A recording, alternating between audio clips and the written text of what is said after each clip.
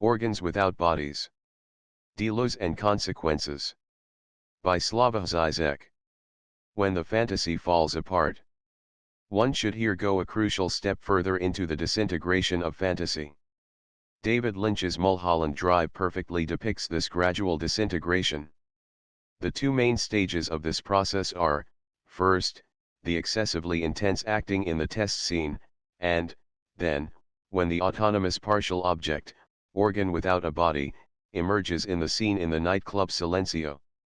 Here, the movement is from the excess, which is still contained in reality although already disturbing it, sticking out of it, to its full autonomization, which causes the disintegration of reality itself, say, from the pathological distortion of a mouth to the mouth leaving the body and floating around as a spectral partial object, the same as in Syberberg's Parsifal, in which we pass from the wound on the body to the wound as autonomous organ without a body, outside it.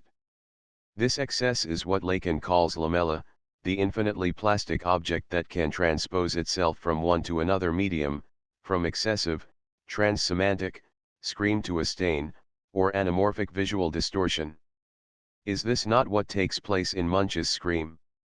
The scream is silent, a bone stuck in the throat, a stoppage that cannot be vocalized and can express itself only in the guise of a silent visual distortion, curving the space around the screaming subject. In Silencio, where Betty and Rita go after successfully making love, a singer sings Roy Orbison's Crying in Spanish. When the singer collapses, the song goes on.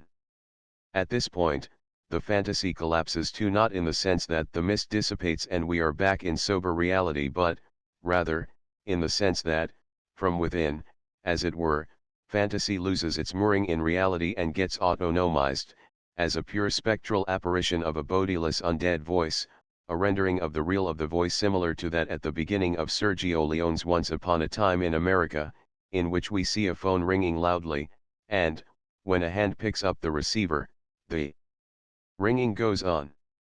The shot of the voice continuing to sing even when its bodily support collapses is the inversion of the famous Balanchine ballet staging of a short piece by Webern.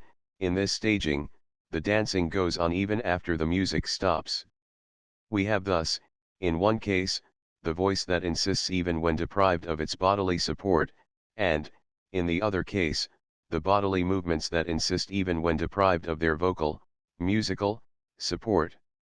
The effect is not simply symmetrical because, in the first case, we have the undead vocal drive, the immortal life, going on, whereas in the second case, the figures that continue to dance are dead men dancing, shadows deprived of their life substance.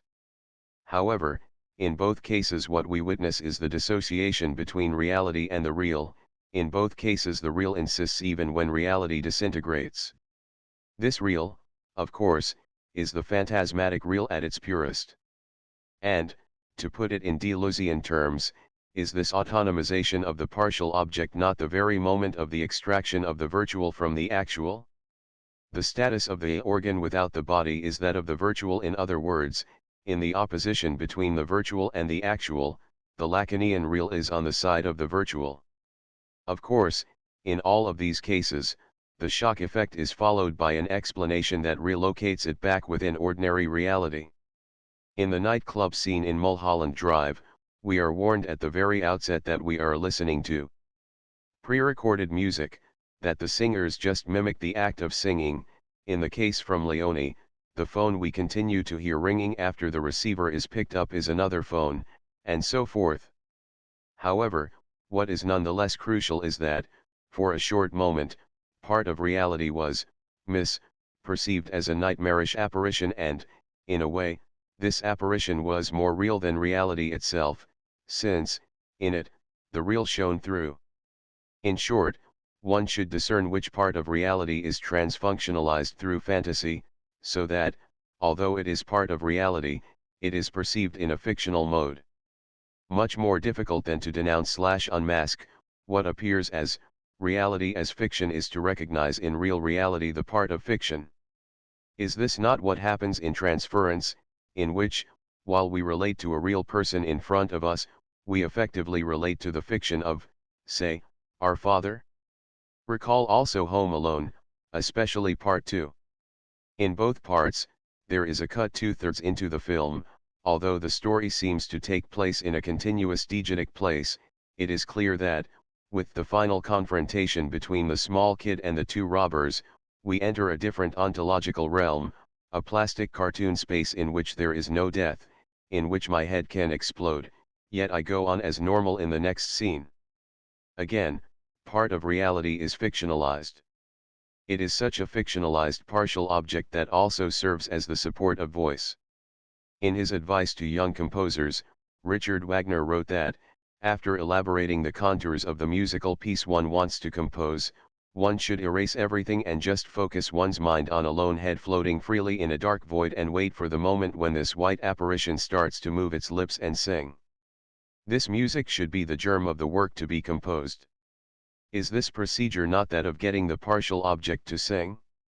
It is not a person, a subject, the object itself should start to sing.